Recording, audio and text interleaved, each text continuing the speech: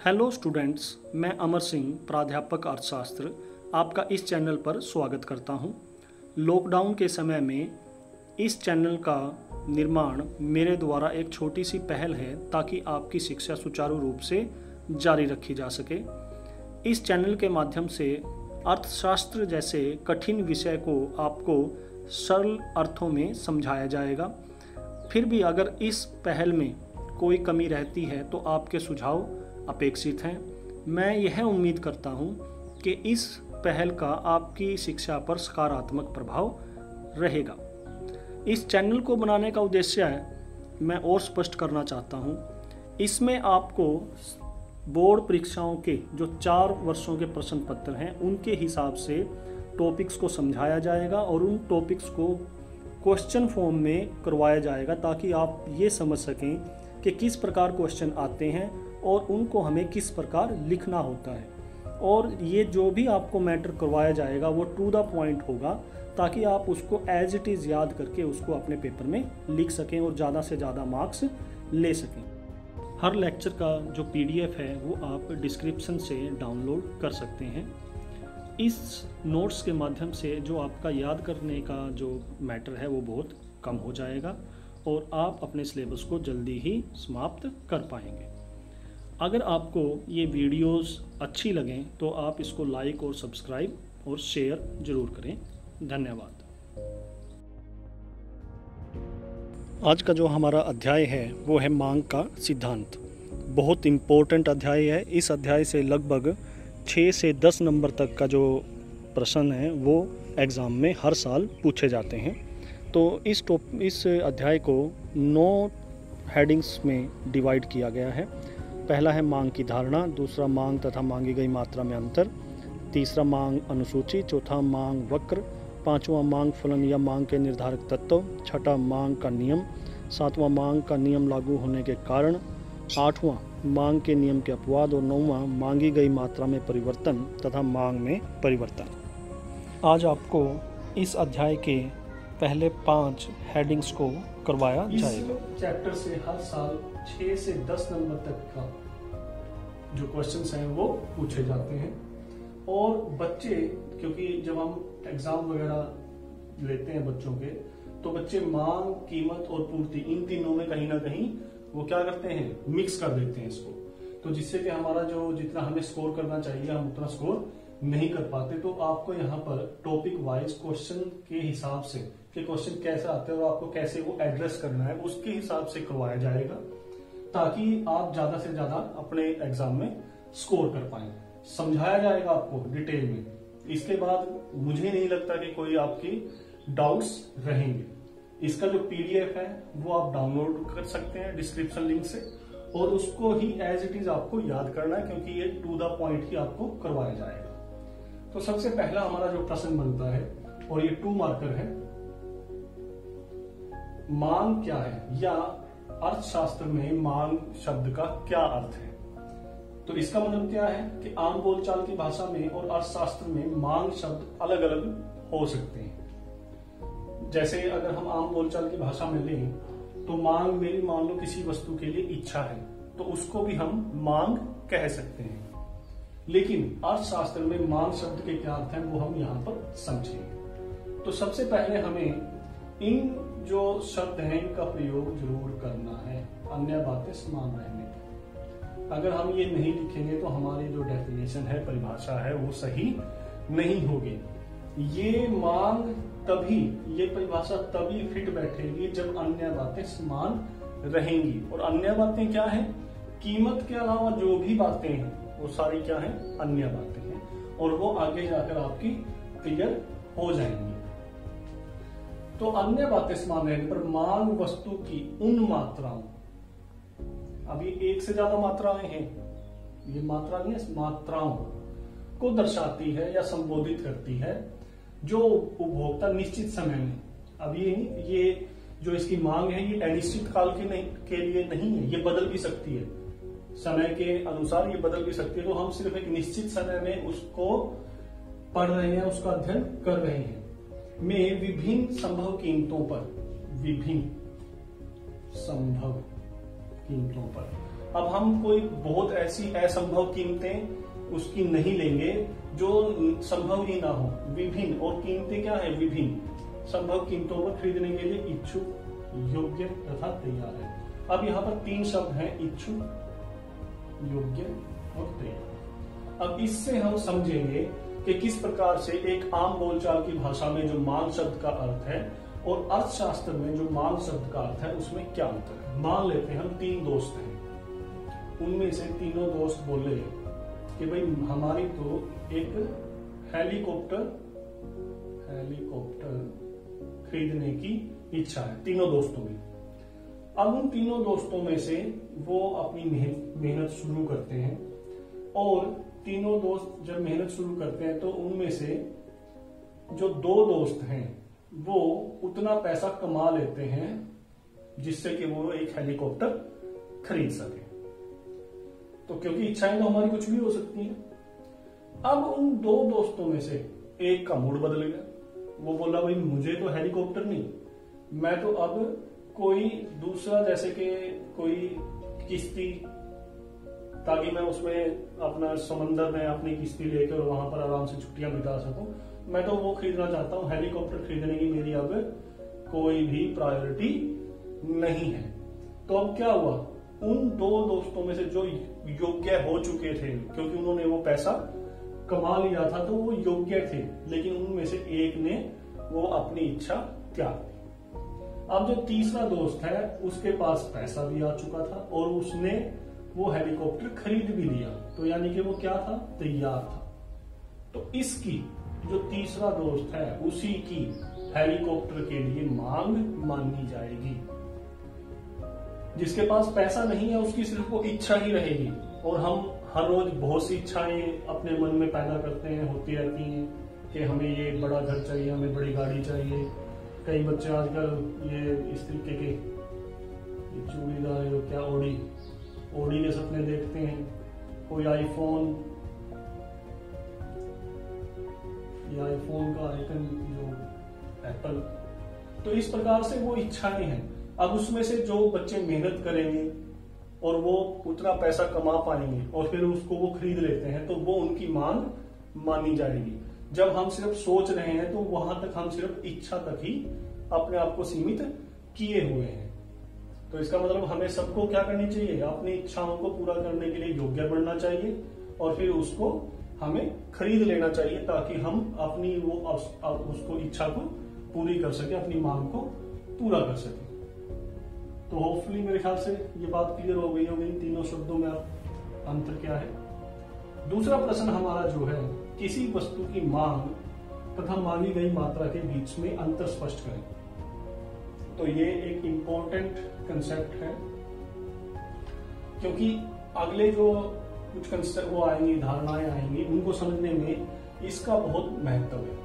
और अगर आप ये बात यहाँ पर मांग के परिप्रेक्ष्य में समझ जाते हैं तो यही चीज आपको पूर्ति के परिप्रेक्ष्य में समझने में आसानी रहेगी, क्योंकि वहां पर भी हम पूर्ति तथा पूर्ति की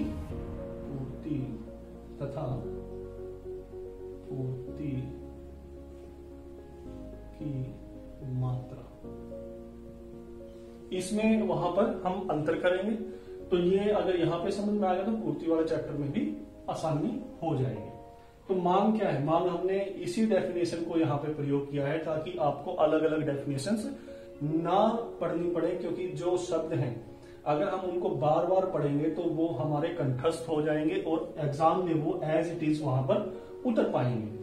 तो इसलिए अलग डेफिनेशन नहीं यूज की, उन्हीं लगभग शब्दों का प्रयोग करके आपको समझाने की कोशिश की गई है, ताकि आपका जो बर्डन है वो कम रहे। तो वैसे ही अन्य बातें समान रहने पर मांग वस्तु की उन मात्राओं को संबोधित करती है जो उपभोक्ता निश्चित समय में विभिन्न संभव कीमतों पर खरीदने के लिए इच्छुक, योग्य तथा तैयार है। तो इसको मैं आपको एक तालिका के हिसाब से समझाता हूं।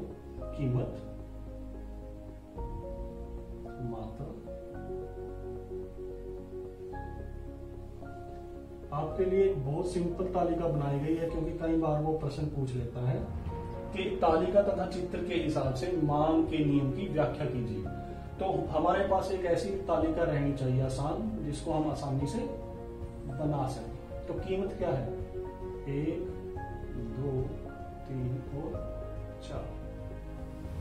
तो 1 रुपये कीमत पर हम इसका बस उल्टा कर देंगे और हमारी तालिका तैयार। 4, 3, 2, 1। मेरे ख्याल से इससे आसान तालिका आपके लिए नहीं हो सकती, और इसी तालिका का प्रयोग लगभग हम सारे चैप्टर में करेंगे, ताकि एक ही तालिका से हमारा काम चल जाए। अलग अलग तालिकाएं हमें ना याद करनी पड़े और ना ही उनकी व्याख्या। यूज कोई भी की जा सकती है, ये मत सोचना कि यही सिर्फ 4 कीमतें होती है, यही 4 मात्राएं हो सकती हैं, क्योंकि हम अपने अनुभव के आधार पर ये जानते हैं कि जब हम बाजार में जाते हैं तो वस्तुओं की कीमतें किस जो अलग अलग समय है उनमें अलग अलग कीमतें मिलती हैं और हम अलग अलग मात्राएं ही खरीदते हैं। तो ये जरूरी नहीं है कि हमारे वास्तविक जीवन में ये पाई जाए, ये सिर्फ हमने आपको समझाने के लिए यहाँ पर ली है। तो यानी कि विभिन्न संभव कीमतें हैं। 4 कीमतें हमने संभव कीमतें ले ली, और इन्हीं 4 संभव कीमतों पर ये 4 मात्राएं जो वो खरीदने को इच्छुक है। तो 1 रुपए अगर कीमत है तो वो कितनी खरीद रहा है? 4 मात्रा खरीदने को तैयार है। मान लो कीमत 2 रुपए है तो कितनी मात्रा खरीदने को तैयार है? 3। कीमत 3 है और कितनी मात्रा खरीदने को तैयार है? 2। और कीमत 4 है तो वो कितनी मात्रा खरीदने को तैयार है? 1। तो इस प्रकार से वो 4 कीमतें दी हुई है और उन पे 4 अलग अलग मात्राएं खरीदने को तैयार है। अब अगला जो कंसेप्ट है वो है हमारा मांगी गई मात्रा। तो अन्य बातें समान रहने पर, फिर वही अन्य बातें समान रहने पर, ये बहुत जरूरी है। किसी वस्तु की एक निश्चित कीमत पर, अब यहाँ पे देखिए आप, वहां क्या था? विभिन्न संभव कीमतें। अब यहाँ पे क्या है? एक निश्चित कीमत पर एक उपभोक्ता उसकी जितनी मात्रा, अब यहाँ पर सिर्फ एक मात्रा की बात की जा रही है, विभिन्न मात्राओं की बात नहीं की जा रही। जैसे हमने यहाँ पे लिखा था कि मात्राओं, अब यहाँ पे मात्राओं नहीं है, यहाँ पे क्या है? सिर्फ एक मात्रा खरीदने के लिए वही इच्छुक, योग्य तथा तैयार है। तो इन तीनों शब्दों का तो अर्थ हमें पता चल चुका है। तो बात सिर्फ ये है कि यहाँ पे मात्राओं है और यहाँ पे एक अकेली मात्रा है, यहाँ पर विभिन्न संभव कीमतें हैं और यहाँ पर एक निश्चित कीमत है। तो अब जब बाजार में आप गए तो बाजार में ये 4 की 4 कीमतें तो मिलेंगी नहीं।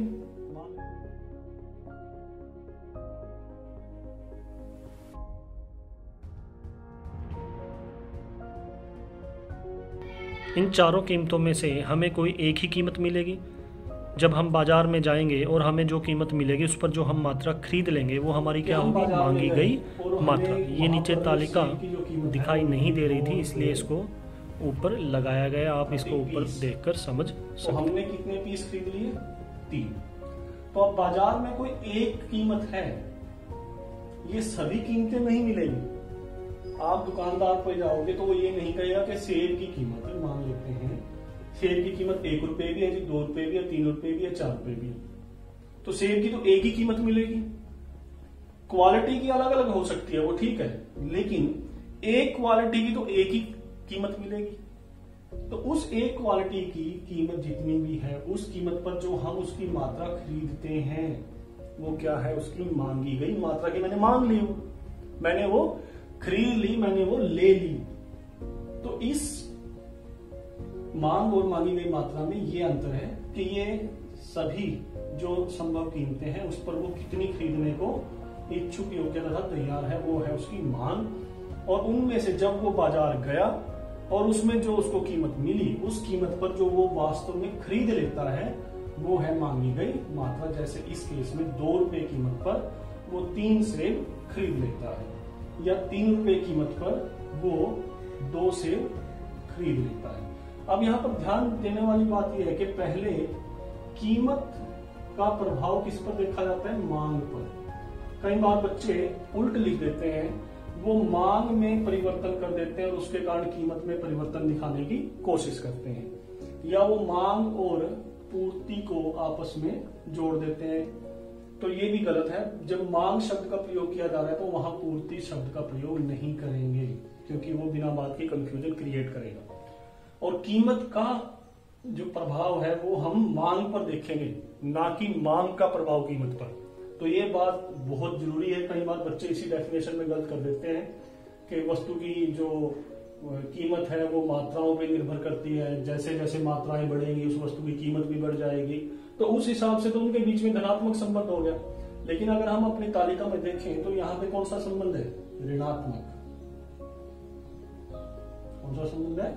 ऋणात्मक। और ऋणात्मक जहां भी संबंध होगा हमेशा जो ग्राफ बनेगा वो ऊपर से नीचे की ओर बनेगा। ये हम 11वीं में भी कर चुके हैं कि कैसे जो ग्राफ्स होते हैं उनकी जो शेप्स है ऋणात्मक धनात्मक किस प्रकार से बनती हैं या क्या वो संबंध को दिखाते हैं। तो मांग शब्द का अर्थ, मांग और मांगी गई मात्रा में अंतर, इसको समझने के बाद अब अगला हमारा जो तीसरा प्रश्न है वो है मांग अनुसूची क्या है।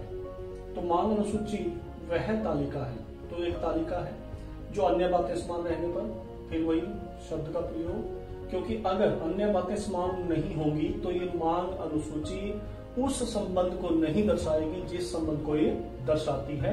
वो जो संबंध है वो क्या हो जाएगा? निरस्त हो जाएगा। किसी वस्तु की विभिन्न कीमतों, अब कीमतें क्या है? विभिन्न, तथा उन पर खरीदी गई मात्राओं, यानी कि जो खरीद ली गई है या खरीदने को वो तैयार है, ठीक है, खरीदी गई मात्राओं के संबंध को प्रकट करते हैं। क्योंकि हमने 3 शब्द किए थे कि इच्छुक, योग्य तथा तत्पर। तो खरीदी गई मात्राओं के यानी कि वो तैयार है खरीदने के लिए उन विभिन्न कीमतों पर उस संबंध को प्रकट करती है। तो अब तालिका क्या होती है? जिसमें कॉलम्स होते हैं, ये ऊपर से नीचे की ओर, और रोज होती हैं इस साइड से बाएं से दाएं की ओर। तो ये इस प्रकार की कोई तालिका होगी जो क्या संबंध दिखाएगी? कीमत के बीच में और मात्रा के बीच में या मांग के बीच में। तो ये 2 प्रकार की होती है, व्यक्तिगत मांग अनुसूची और बाजार मांग अनुसूची। तो जैसे कि इनके जो ये पहले शब्द हैं इन्हीं से पता चल रहा है कि व्यक्तिगत का मतलब कि किसी एक व्यक्ति की या उपभोक्ता की, और बाजार का मतलब क्या है कि अब जो बाजार है, वास्तविक बाजार में कोई एक उपभोक्ता तो होता नहीं है या एक व्यक्ति तो होता नहीं है, उस बाजार में बहुत से उपभोक्ता होते हैं। तो अगर हम उन सभी उपभोक्ताओं की मांग को मिला दें तो क्या वो बन जाएगी? बाजार मांग। तो पहले हम व्यक्तिगत मांग अनुसूची करते हैं, व्यक्तिगत मांग अनुसूची। तो व्यक्तिगत मांग अनुसूची वह तालिका है जो अन्य बातें समान रहने पर एक उपभोक्ता द्वारा एक निश्चित समय में वस्तु की विभिन्न, अब फिर यहाँ पे शब्द देखो, वही अन्य बातें समान रहने पर, ये बहुत जरूरी है, रहने पर एक उपभोक्ता द्वारा एक निश्चित समय में वस्तु की विभिन्न कीमतों पर वस्तु की मांगी गई मात्राओं के संबंध को प्रकट करती है। तो कीमतें भी विभिन्न हैं और मात्राएं भी एक से ज्यादा हैं। तो उस पूरी तालिका को क्या कहेंगे हम? व्यक्तिगत मांग अनुसूची, जब हम एक उपभोक्ता की बात कर रहे हैं, एक व्यक्ति की बात कर रहे हैं। दूसरी है हमारी बाजार मांग अनुसूची। अगर हम सभी को जोड़ दें, ठीक है ना, जितने भी उपभोक्ता उस वस्तु के हैं, अगर हम उन सभी को जोड़ दें तो वो क्या बन जाएगी? बाजार मांग अनुसूची।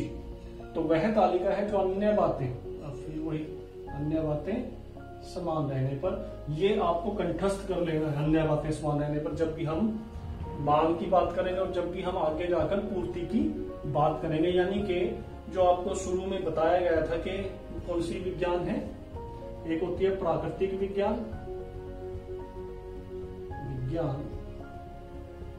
और एक होती है सामाजिक विज्ञान।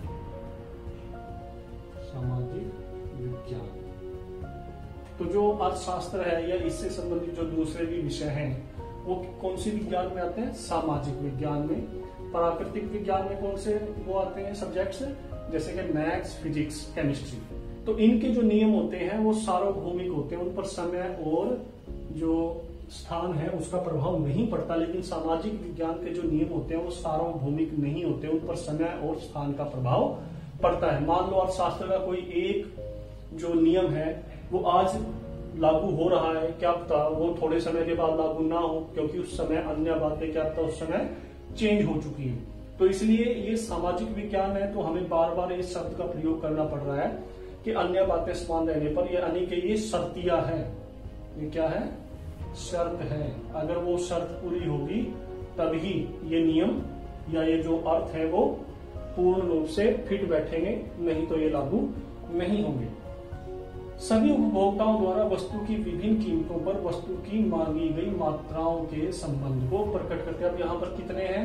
सभी उपभोक्ता, और उन्हीं शब्दों का प्रयोग किया गया है, उन्हीं लाइनों का प्रयोग किया गया है, ताकि हमें अलग अलग डेफिनेशंस ना याद करनी पड़े, क्योंकि आपकी जो बुक्स हैं उसमें बहुत सी डेफिनेशंस भी होते हैं कि ये इस व्यक्ति के द्वारा बोला गया, ये इस व्यक्ति के द्वारा बोला गया। तो आप सिंपल इसको इस तरीके से ही लिखें, तो हमें हमारे ऊपर ज्यादा बर्डन नहीं होगा। हम इन्हीं लाइनों से मिलती जुलती अपनी जो परिभाषाएं हैं वो तैयार करेंगे।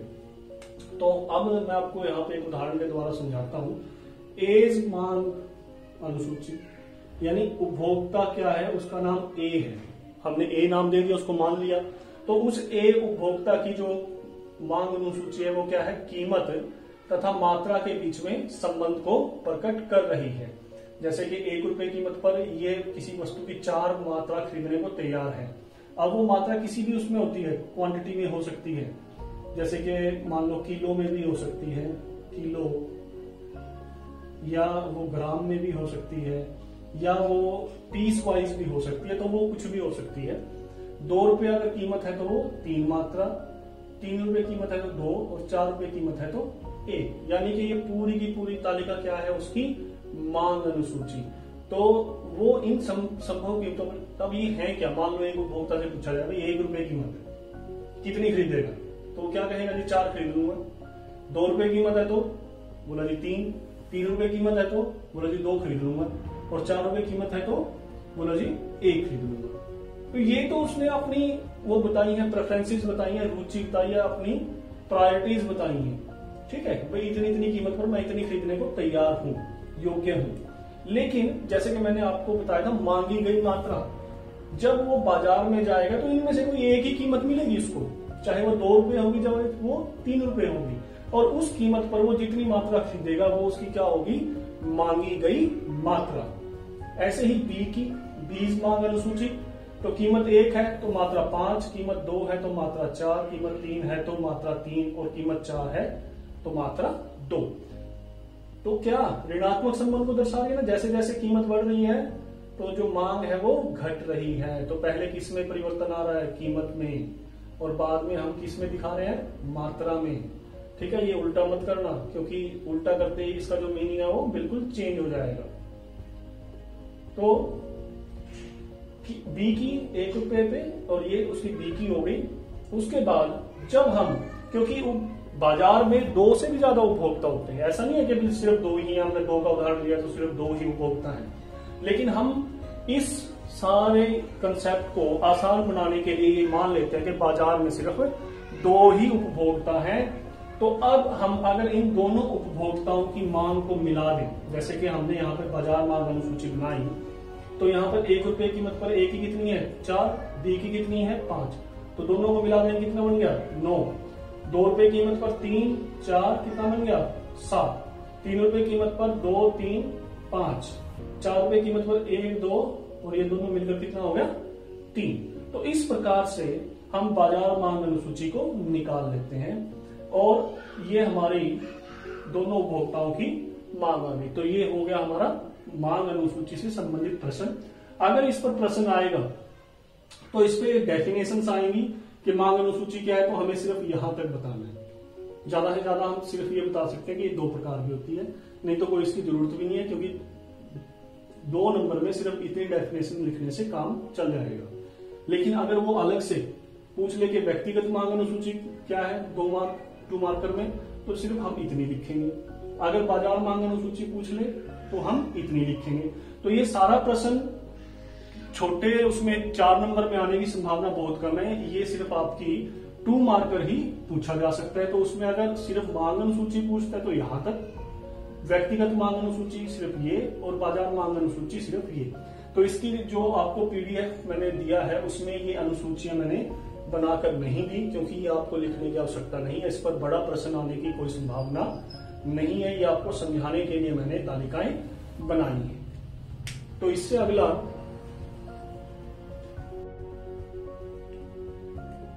तो होपफुली आपको मांग अनुसूची समझ में आ गई होगी। मांग अनुसूची के ऊपर ही हमारा जो अगला प्रश्न है, मांग वक्र की अवधारणा को स्पष्ट करें। तो जैसे हमारी मांग अनुसूची थी, वैसे ही उसी के ऊपर जो उसका रेखा चित्रीय प्रस्तुतिकरण है वो क्या है, मांग वक्र। तो मांग अनुसूची के रेखा चित्रीय प्रस्तुतिकरण को जब हम उसको ग्राफ के रूप में उतार देंगे तो वो क्या बन जाएगा, वो बन जाएगा मांग वक्र। रेखा चित्रीय प्रस्तुतिकरण को मांग वक्र कहते हैं। वही उसी शब्द का प्रयोग, अन्य बातें समान रहने पर। मांग वक्र किसी वस्तु की विभिन्न कीमतों तथा मांगी गई मात्राओं के बीच संबंध को प्रकट करता है। तो अगर 2 मार्कर आता है तो आपको सिर्फ इतना ही लिखना है, ठीक है। तो उसी प्रकार से जैसे मांग अनुसूची 2 प्रकार की थी, वैसे ही मांग वक्र भी 2 प्रकार का है, व्यक्तिगत मांग वक्र और बाजार मांग वक्र। डेफिनेशन भी लगभग सिर्फ उसको रेखा चित्रीय उसमें बदलना है। व्यक्तिगत मांग वक्र, व्यक्तिगत मांग अनुसूची के रेखा चित्रीय प्रस्तुतिकरण को क्या कहते हैं, व्यक्तिगत मांग वक्र। देखो कितना आसान आपके लिए बनाया है कि लगभग उन्हीं लाइनों और उन्हीं शब्दों का प्रयोग किया है बार बार, ताकि उनको आसानी से याद किया जा सके। ये हमें, अगर हम इसको बार बार पढ़ेंगे तभी हम इसको अपने पेपर में एक प्रॉपर टाइम में उतार पाएंगे, नहीं तो इन शब्दों के बीच में हम कहीं ना कहीं गड़बड़ कर देते हैं और जिससे हमारी पूरी परिभाषा गलत हो जाती है। तो आगे इसमें लिखा है, अन्य बातें समान रहने पर व्यक्तिगत मांग वक्र एक उपभोक्ता द्वारा किसी वस्तु की विभिन्न कीमतों तथा मांगी गई मात्राओं के बीच संबंध को प्रकट करती है। तो यानी कि एक उपभोक्ता को हमने यहाँ पर लिया है। ऐसे ही बाजार मांग वक्र, बाजार मांग अनुसूची के रेखा चित्रीय प्रस्तुतिकरण को क्या कहते हैं, बाजार मांग वक्र। किसी वस्तु अन्य बातें समान रहने पर वैसे ही बाजार मांग वक्र सभी, क्या है यहाँ पर शब्द, सभी उपभोक्ताओं द्वारा किसी वस्तु की विभिन्न कीमतों तथा मांगी गई मात्राओं के बीच संबंध को प्रकट करती है। तो इस प्रकार से हम व्यक्तिगत मांग वक्र और व्यक्तिगत जो बाजार मांग वक्र है उसकी डेफिनेशन दे सकते हैं। इसके ऊपर भी कोई 3 नंबर या 4 नंबर का प्रश्न बनना संभव नहीं है, सिर्फ 2 मार्कर में आ सकता है, चाहे वो मांग वक्र पूछ सकता है, चाहे व्यक्तिगत मांग वक्र पूछ सकता है, या बाजार मांग वक्र पूछ सकता है। तो अगर सिर्फ मांग वक्र पूछता है तो ये डेफिनेशन, अगर व्यक्तिगत मांग वक्र पूछता है तो ये डेफिनेशन, और बाजार मांग वक्र पूछता है तो ये डेफिनेशन। तो आपके पीडीएफ में मैंने ये जो डायग्राम्स है ये प्रोवाइड नहीं करवाए, क्योंकि इसके ऊपर अलग से प्रश्न आने की संभावना कम है। तो जब हम मांग का नियम करेंगे तो उसमें ये डायग्राम आ जाएगा, तो वहीं पर हम इसको करेंगे। यहाँ पर मैं आपको इसको समझाने के लिए मैंने इन डायग्राम्स का प्रयोग किया है। तो अगर सिर्फ हम बात करें व्यक्तिगत मांग वक्र की, तो यहाँ तक हम कह सकते हैं, या यहाँ तक हम कह सकते हैं, क्योंकि ये है जो उपभोक्ता हमारा ए, हमने उसको नाम क्या दिया है, ए उपभोक्ता का मांग वक्र। ये हमारा है दूसरा उपभोक्ता जिसको हमने नाम दिया है बी। तो जब व्यक्तिगत मांग वक्र की बात आती है तो सब सिर्फ हमें एक ही उपभोक्ता, चाहे हम ए उपभोक्ता ही बना दे, चाहे हम बी उपभोक्ता की मांग वक्र को दिखाएं, सिर्फ उनमें से हमें एक का ही बनाना है, किसी का भी हम बनाकर दिखा सकते हैं। तो उसी जो हमारी व्यक्तिगत मांग अनुसूची थी और जो हमारी बाजार मांग अनुसूची थी, उसी से हमने इसको बनाया है, कंप्लीट किया है।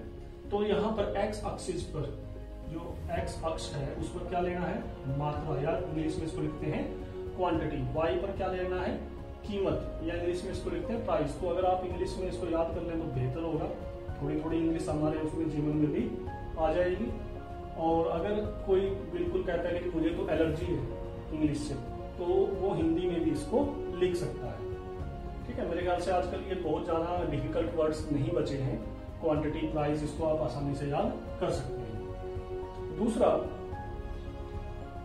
तो यहाँ पर अगर हम देखें उसी व्यक्तिगत मांग अनुसूची को, यहाँ पर अगर कीमत कितनी है, यहाँ से लेते हैं हम 1, तो वो मात्रा कितनी खरीद रहा था, 4। कीमत 2 है तो मात्रा 3, कीमत 3 है तो मात्रा 2 और कीमत 4 है तो मात्रा 1। यानी कि कौन सा संबंध दर्शा रहा है? ऋणात्मक, ऊपर से नीचे की ओर इसका ढलान है।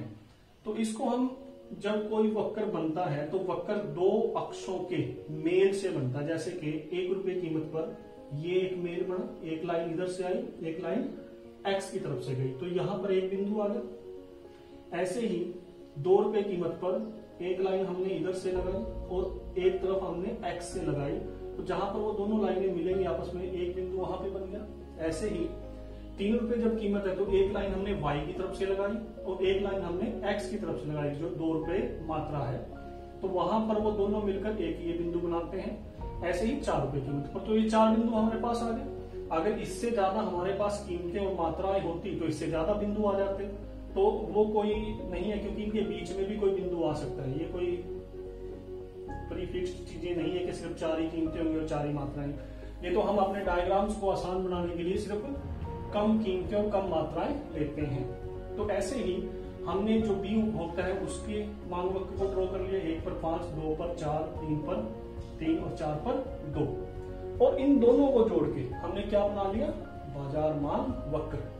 जैसे 1 रुपए कीमत पर 5 इसकी है और 4 इसकी है, तो 4 और 5 कितनी होगी? 9। 2 रुपए कीमत पर इसकी ए की कितनी है? 3 और बी की कितनी है? 4, तो दोनों टोटल मिला के कितनी होगी? 7। ऐसे ही 3 रुपए कीमत पर ए की कितनी है? 2 और बी की कितनी है? 3, तो दोनों मिलाकर 5। और 4 रुपए कीमत पर ए की 1 और बी की 2, तो दोनों मिलाकर 3। तो यानी कि बाजार में 1 रुपए कीमत पर 9 मात्राएं, 2 रुपए कीमत पर 7, 3 रुपए कीमत पर 5 और 4 रुपए कीमत पर 3, तो ये दोनों की मिला के मात्राएं हमारे पास आ जाती हैं। तो इस प्रकार से ये मांग वक्र के बारे में हम बता सकते हैं। इसी के बेस पे जो अगला हमारा प्रश्न है मांग का नियम, वो हम करेंगे।